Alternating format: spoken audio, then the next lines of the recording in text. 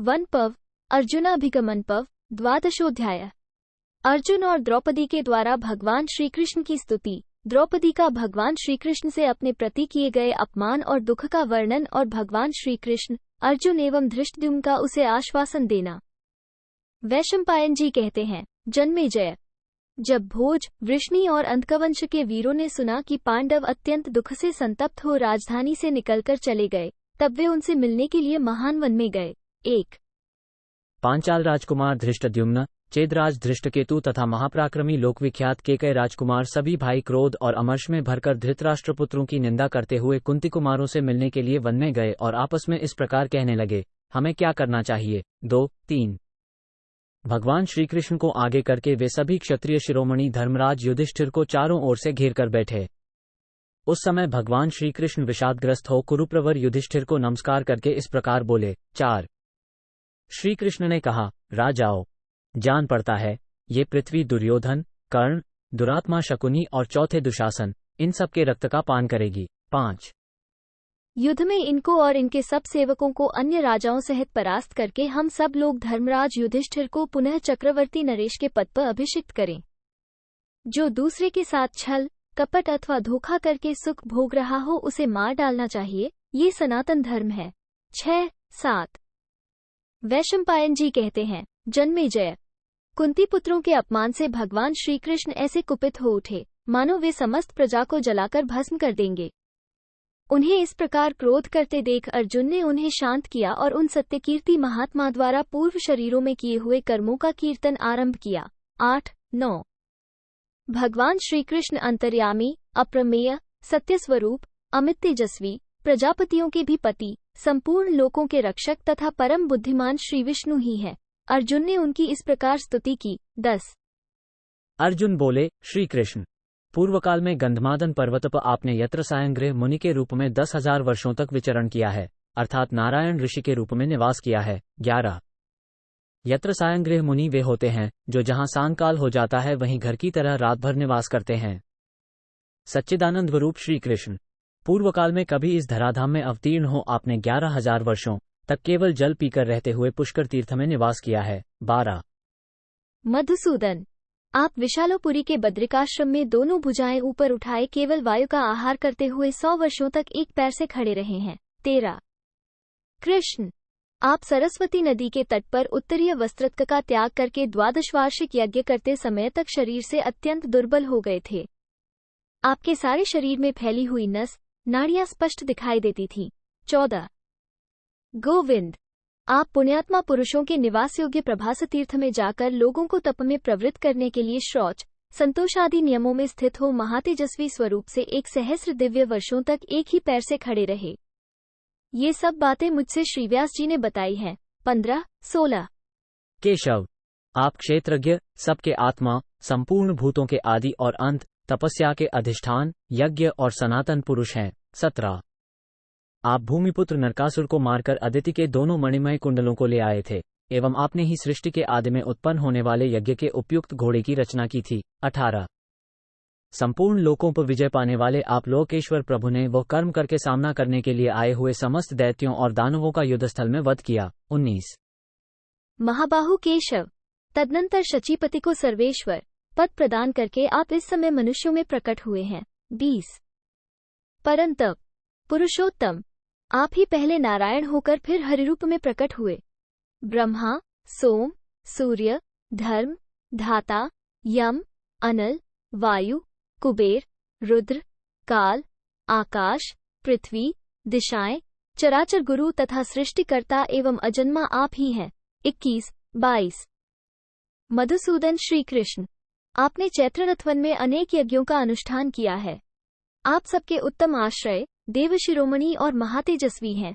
23 जनार्दन, उस समय आपने प्रत्येक यज्ञ में पृथक पृथक 1 करोड़ स्वर्ण मुद्राएं दक्षिणा के रूप में दी। 24 यदुनंदन, आप अदिति के पुत्र हो, इंद्र के छोटे भाई होकर सर्वव्यापी विष्णु के नाम से विख्यात हैं। 25 परंतप श्री कृष्ण, आपने वामनावतार के समय छोटे से बालक होकर भी अपने तेज से 3 डगों द्वारा द्युलोक, अंतरिक्ष और भूलोक तीनों को नाप लिया। 26 भूतात्मन, आपने सूर्य के रथ पर स्थित हो द्युलोक और आकाश में व्याप्त होकर अपने तेज से भगवान भास्कर को भी अत्यंत प्रकाशित किया है। 27 विभो, आपने सहस्रों अवतार धारण किए हैं और उन अवतारों में सैकड़ों असुरों का, जो अधर्म में रुचि रखने वाले थे, वध किया है। 28 आपने मूर दैत्य के लोहमय पाश काट दिए, निसुंद और नरकासुर को मार डाला और पुनः प्रागज्योतिषपुर का मार्ग सकुशल यात्रा करने योग्य बना दिया। 29 भगवन, आपने जारूथी नगरी में आहूति,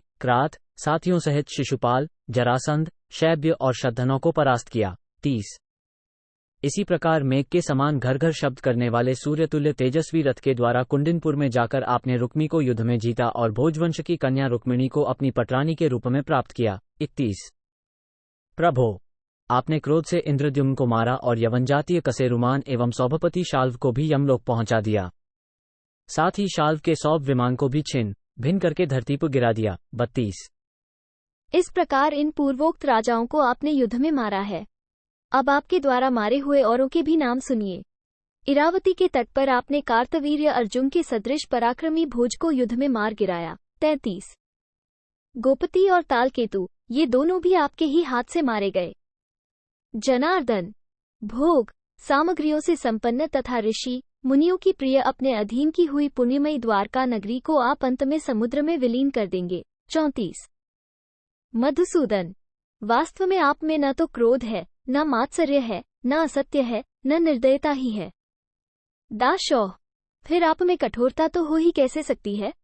अच्युत, महल के मध्य भाग में बैठे और अपने तेज से उद्भासित हुए आपके पास आकर संपूर्ण ऋषियों ने अभय की याचना की। 35-36 परंतप मधुसूदन, प्रलय काल में समस्त भूतों का संहार करके इसको स्वयं ही अपने भीतर रखकर आप अकेले ही रहते हैं। 37 वार्षणेय, सृष्टि के प्रारंभ काल में आपके नाभि कमल से चराचर गुरु ब्रह्मा उत्पन्न हुए, जिनका रचा हुआ ये संपूर्ण विश्व है। 38 जब ब्रह्मा जी उत्पन्न हुए उस समय दो भयंकर दानव मधु और कैटब उनके प्राण लेने को उद्यत हो गए।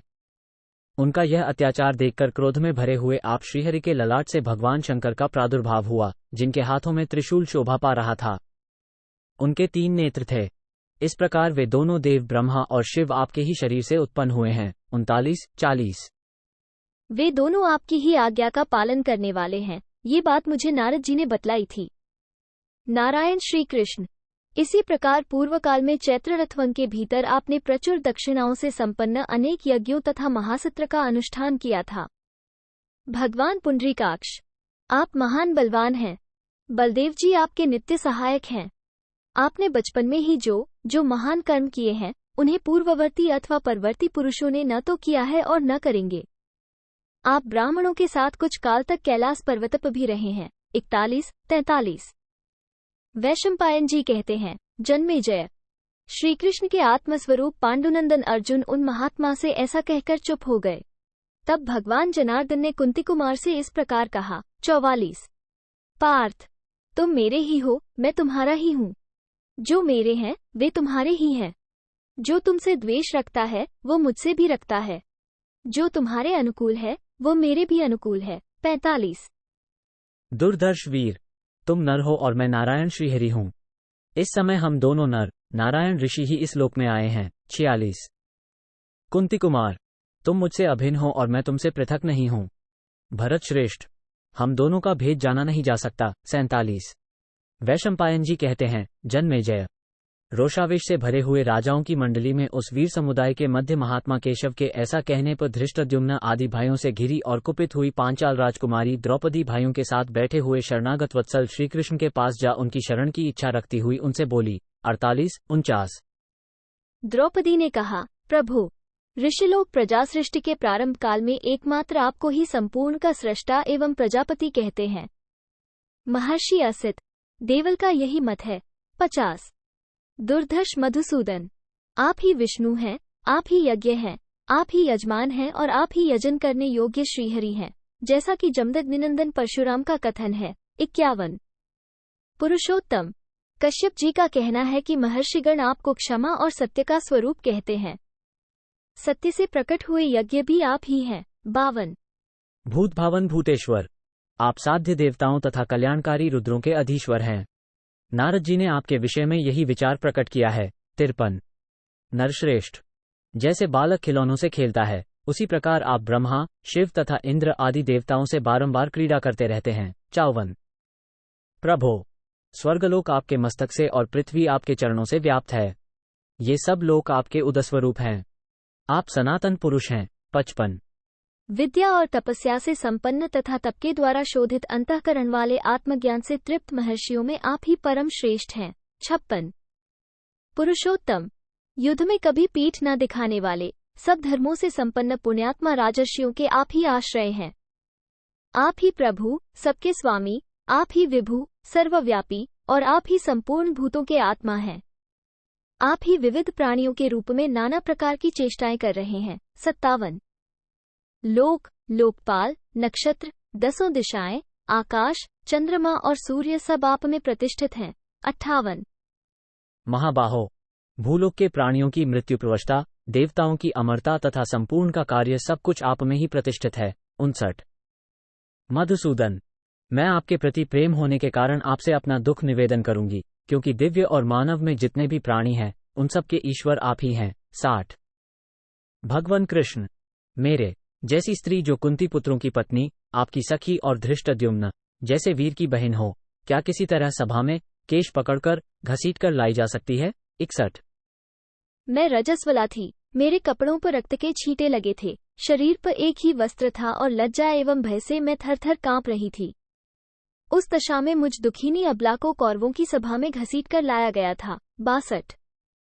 भरी सभा में राजाओं की मंडली के बीच अत्यंत रजस्राव होने के कारण मैं रक्त से भींगी जा रही थी। उस अवस्था में मुझे देखकर धृतराष्ट्र के पापात्मा पुत्रों ने जोर जोर से हंसकर मेरी हंसी उड़ाई। 63। मधुसूदन, पांडवों, पांचालों और वृष्णिवंशी वीरों के जीते जी धृतराष्ट्र के पुत्रों ने दासी भाव से मेरा उपभोग करने की इच्छा प्रकट की। 64। श्री कृष्ण, मैं धर्मतः भीष्म और धृतराष्ट्र दोनों की पुत्रवधू हूं, तो भी उनके सामने ही बलपूर्वक दासी बनाई गई। 65। मैं तो संग्राम में श्रेष्ठ इन महाबली पांडवों की ही निंदा करती हूं, जो अपनी यशस्विनी धर्मपत्नी को शत्रुओं द्वारा सताई जाती हुई देख रहे थे। 66। जनार्दन, भीमसेन के बल को धिक्कार है, अर्जुन के गांडीव धनुष को भी धिक्कार है, जो उन नराधमों द्वारा मुझे अपमानित होती देखकर भी सहन करते रहे। 67। सत्पुरुषों द्वारा सदा आचरण में लाया हुआ ये धर्म का सनातन मार्ग है कि निर्बल पति भी अपनी पत्नी की रक्षा करते हैं। 68। पत्नी की रक्षा करने से अपनी संतान सुरक्षित होती है और संतान की रक्षा होने पर अपने आत्मा की रक्षा होती है। 69। अपना आत्मा ही स्त्री के गर्भ से जन्म लेता है, इसीलिए वो जाया कहलाती है। पत्नी को भी अपने पति की रक्षा इसीलिए करनी चाहिए कि यह किसी प्रकार मेरे उदर से जन्म ग्रहण करे। 70। ये अपनी शरण में आने पर कभी किसी का भी त्याग नहीं करते, किंतु इन्हीं पांडवों ने मुझ शरणागत अबला पर तनिक भी दया नहीं की। 71। जनार्दन, इन 5 पतियों से उत्पन्न हुए मेरे महाबली 5 पुत्र हैं, उनकी देखभाल के लिए भी मेरी रक्षा आवश्यक थी। 72। युधिष्ठिर से प्रतिविंध्य, भीमसेन से सुतसोम, अर्जुन से श्रुतकीर्ति, नकुल से शतानीक और छोटे पांडव सहदेव से श्रुतकर्मा का जन्म हुआ है। ये सभी कुमार सच्चे पराक्रमी हैं। श्री कृष्ण, आपका पुत्र प्रद्युम्न जैसा शूरवीर है, वैसे ही वे मेरे महारथी पुत्र भी हैं। 73, 74।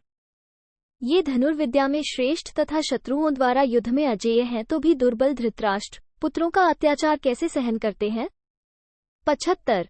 अधर्म से सारा राज्य हरण कर लिया गया, सब पांडव दास बना दिए गए और मैं एक वस्त्रधारिणी रजस्वला होने पर भी सभा में घसीट कर लाई गई। 76। मधुसूदन, अर्जुन के पास जो गांडीव धनुष है उस पर अर्जुन, भीम अथवा आपके सिवा दूसरा कोई प्रत्यंचा भी नहीं चढ़ा सकता, तो भी ये मेरी रक्षा न कर सके। 77। कृष्ण, भीमसेन के बल को धिक्कार है, अर्जुन के पुरुषार्थ को भी धिक्कार है, जिसके होते हुए दुर्योधन इतना बड़ा अत्याचार करके 2 घड़ी भी जीवित रह रहा है। 78। मधुसूदन, पहले बाल्यावस्था में जबकि पांडव ब्रह्मचर्य व्रत का पालन करते हुए अध्ययन में लगे थे, किसी की हिंसा नहीं करते थे, जिन दुष्ट ने इन्हें इनकी माता के साथ राज्य से बाहर निकाल दिया था। 79। जिस पापी ने भीमसेन के भोजन में नूतन, तीक्ष्ण, परिमाण में अधिक एवं रोमांचकारी कालकूट नामक विष डलवा दिया था। 80। महाबाहु नरश्रेष्ठ जनार्दन, भीमसेन की आयु शेष थी, इसीलिए वो घातक विष अन्न के साथ ही पच गया और उसने कोई विकार नहीं उत्पन्न किया। इस प्रकार उस दुर्योधन के अत्याचारों को कहां तक गिनाया जाए। 81। श्री कृष्ण, प्रमाणकोट तीर्थ में जब भीमसेन विश्वस्त होकर सो रहे थे, उस समय दुर्योधन ने इन्हें बांधकर गंगा में फेंक दिया और स्वयं चुपचाप राजधानी में लौट आया। 82 जब इनकी आंख खुली तो ये महाबली महाबाहु भीमसेन सारे बंधनों को तोड़कर जल से ऊपर उठे। 83 इनके सारे अंगों में विषैले काले सर्पों से डसवाया, परंतु शत्रुहता भीमसेन मर न सके। 84 जागने पर कुंतीनंदन भीम ने सब सर्पों को उठाकर पटक दिया। दुर्योधन ने भीमसेन के प्रिय सारथी को भी उल्टे हाथ से मार डाला। 85 इतना ही नहीं, वारणावत में आर्या कुंती के साथ में ये बालक पांडव सो रहे थे, उस समय उसने घर में आग लगवा दी।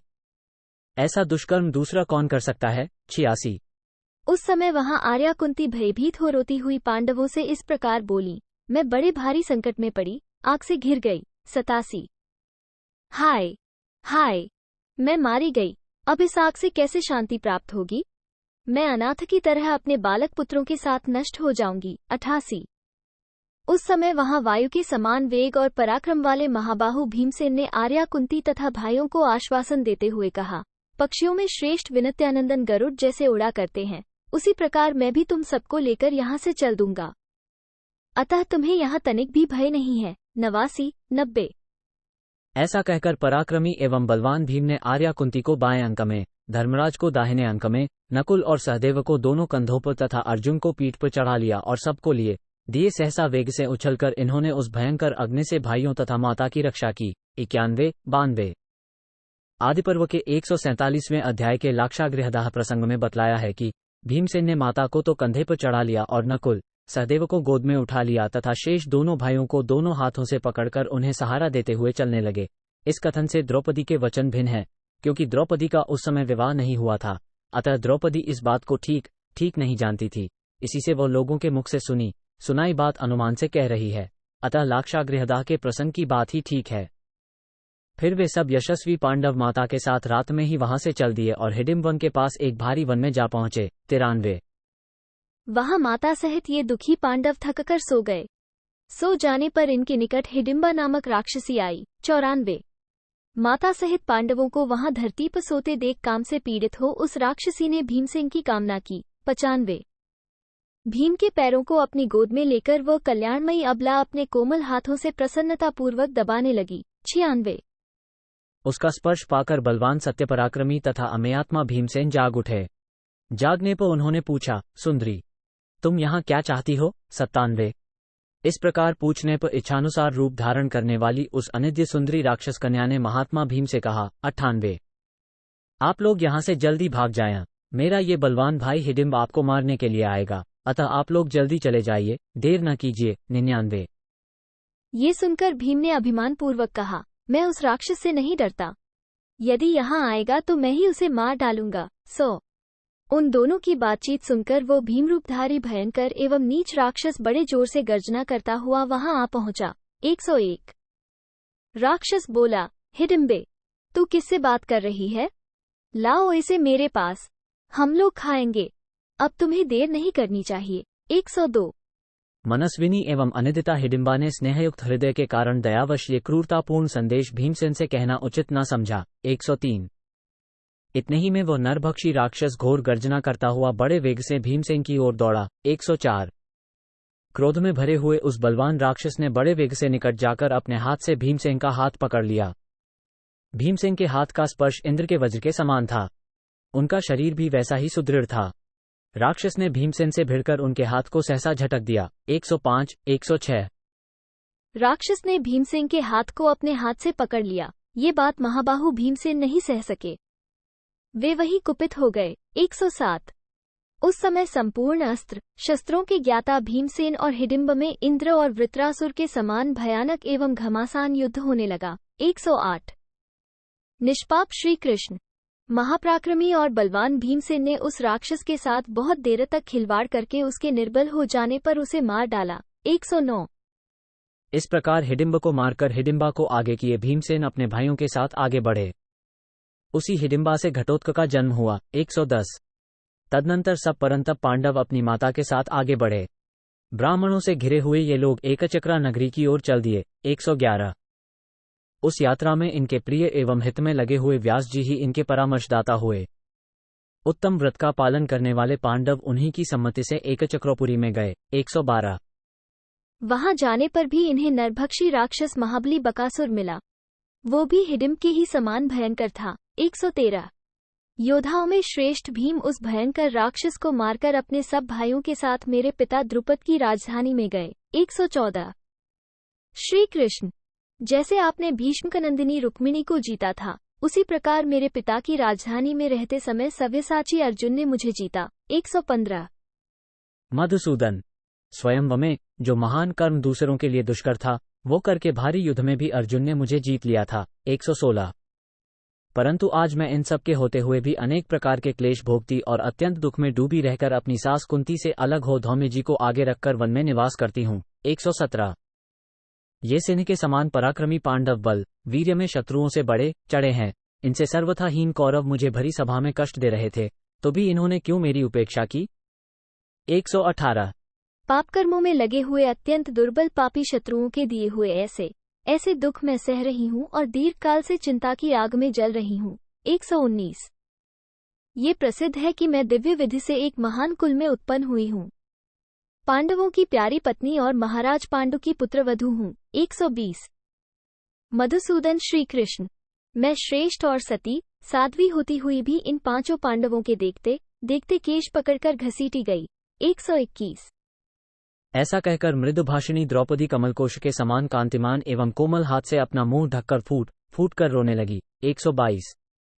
पांचाल राजकुमारी कृष्णा अपने कठोर उभरे हुए शुभलक्षण तथा सुंदर स्तनों पर दुखजनित अश्रुबिंदुओं की वर्षा करने लगी। 123। कुपित हुई द्रौपदी बार सिसकती और आंसू पोंछती हुई आंसू भरे कंठ से बोली। 124। मधुसूदन, मेरे लिए न पति है, न पुत्र है, न बांधव है, न भाई है, न पिता है और न आप ही हैं। 125। क्योंकि आप सब लोग नीच मनुष्यों द्वारा जो मेरा अपमान हुआ था उसकी उपेक्षा कर रहे हैं, मानो इसके लिए आपके हृदय में तनिक भी दुख नहीं है। उस समय कर्ण ने जो मेरी हंसी उड़ाई थी, उससे उत्पन्न हुआ दुख मेरे हृदय से दूर नहीं होता है। 126। श्री कृष्ण, 4 कारणों से आपको सदा मेरी रक्षा करनी चाहिए। एक तो आप मेरे संबंधी हैं, दूसरे अग्निकुंड में उत्पन्न होने के कारण मैं गौरवशालिनी हूँ, तीसरे आपकी सच्ची सखी हूँ और चौथे आप मेरी रक्षा करने में समर्थ हैं। 127। वैशंपायन जी कहते हैं, जन्मेजय, ये सुनकर भगवान श्री कृष्ण ने वीरों के उस समुदाय में द्रौपदी से इस प्रकार कहा। 127। श्री कृष्ण बोले, भाविनी, तुम जिन पर क्रुद्ध हुई हो, उनकी स्त्रियां भी अपने प्राण प्यारे पतियों को अर्जुन के बाणों से छिन्न भिन्न और खून से लथपथ हो मरकर धरती पर पड़ा देख इसी प्रकार रोएंगी। पांडवों के हित के लिए जो कुछ भी संभव है वो सब करूंगा, शोक ना करो। 128, 129। मैं सत्य प्रतिज्ञापूर्वक कह रहा हूं कि तुम राजरानी बनोगी। कृष्ण, आसमान फट पड़े, हिमालय पर्वत विदीर्ण हो जाए, पृथ्वी के टुकड़े टुकड़े हो जाएं और समुद्र सूख जाए, किंतु मेरी यह बात झूठी नहीं हो सकती। द्रौपदी ने अपनी बातों के उत्तर में भगवान श्री कृष्ण के मुख से ऐसी बातें सुनकर तिरछी चितवन से अपने मंझले पति अर्जुन की ओर देखा। महाराज, तब अर्जुन ने द्रौपदी से कहा। 130, 132। लालिमायुक्त सुंदर नेत्रों वाली देवी, वरवर्णिनी, रो मत। भगवान मधुसूदन जो कुछ कह रहे हैं वो अवश्य होकर रहेगा, टल नहीं सकता। 133। धृष्टद्युम्न ने कहा, बहन, मैं द्रोण को मार डालूंगा, शिखंडी भीष्म का वध करेंगे, भीमसेन दुर्योधन को मार गिराएंगे और अर्जुन कर्ण को यमलोक भेज देंगे। भगवान श्री कृष्ण और बलराम का आश्रय पाकर हम लोग युद्ध में शत्रुओं के लिए अजेय हैं। इंद्र भी हमें रण में परास्त नहीं कर सकते। फिर धृतराष्ट्र के पुत्रों की तो बात ही क्या है। 134, 135। वैशंपायन जी कहते हैं, जन्मेजय, धृष्टद्युम्न के ऐसा कहने पर वहां बैठे हुए वीर भगवान श्री कृष्ण की ओर देखने लगे। उनके बीच में बैठे हुए महाबाहु केशव ने उनसे ऐसा कहा। 136। इति श्री महाभारते वनपर्वणि अर्जुनाभिगमन पर्वणि द्रौपद्याश्वासने 12 12। इस प्रकार श्री महाभारत वनपर्व के अंतर्गत अर्जुनाभिगमन पर्व में द्रौपदी आश्वासन विषयक 12वां अध्याय पूरा हुआ। 12।